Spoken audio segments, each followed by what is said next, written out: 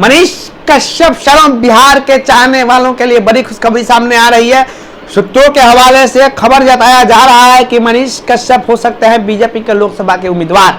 अब उम्मीदवार कहां से हो सकते हैं, आइए आपको सिलसिलेवार तरीके से बताते हैं। दो लोकसभा सीट बताया जा रहा है कि वहां से मनीष कश्यप उम्मीदवार हो सकते हैं। पहला लोकसभा सीट बेतिया लोकसभा सीट, जहां से जिस क्षेत्र से मनीष कश्यप आते हैं, और दूसरा मोतिहारी लोकसभा सीट सामने आ रहा है कि वहां से लोगों को टिकट मिल सकता है।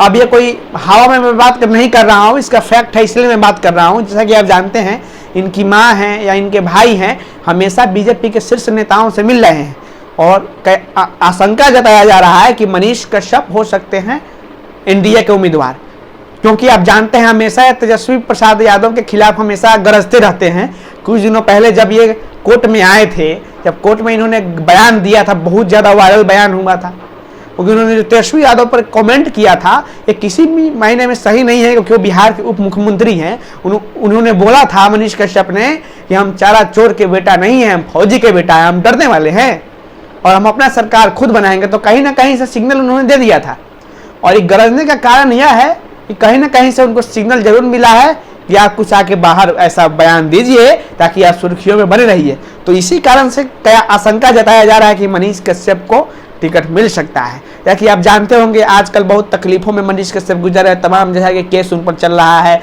एनएसए लगा हुआ है, तो समय बताएगा एनएसए हटता है कि नहीं। लेकिन ये कहा जा सकता है कि बीजेपी से टिकट मिल सकता है। कुछ लोग ये भी आरोप लगाते हैं मनीष कश्यप शर्मा बिहार पर कि ये किसी बीजेपी के इशारे पर यह काम करते थे।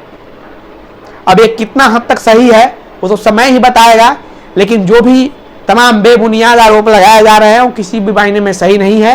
लेकिन ये हो सकता है कि कोई भी अगर राजनीतिक में अगर आना चाहता है, उसकी महत्वाकांक्षा राजनीतिक में होती है, तो हो सकता है मनीष कश्यप किसी संगठन के साथ अंदरूनी तौर पर मिले हों या जुड़े हुए हों, लेकिन ये कहीं भी मायने में सही नहीं है। अगर ये हो सकता है कि मनीष कश्यप उम्मीदवार के रूप में आए लोकसभा के, बेतिया से आ सकते हैं, मोतिहारी से आ सकते हैं। सही मायने में अगर आते हैं तो बहुत मजबूत उम्मीदवार के रूप में सामने आएंगे, क्योंकि हमेशा ये आरजेडी पर जो इनका पलटवार का जो रुख रहता है, बहुत कड़ा पलटवार का रुख रहता है। और कहीं ना कहीं से देखा है तो बिहार में जो भी पब्लिक है मनीष कश्यप को बच्चा से लेकर बूढ़ा तक भी जानता है, हर माँ बहन बेटी मनीष कश्यप को जानती है। तो कहीं से अगर मनीष कश्यप को अगर टिकट मिलता है बीजेपी के द्वारा, तो बीजेपी के लिए बहुत मजबूती साबित होगी, क्योंकि इनका हर समाज में पकड़ है।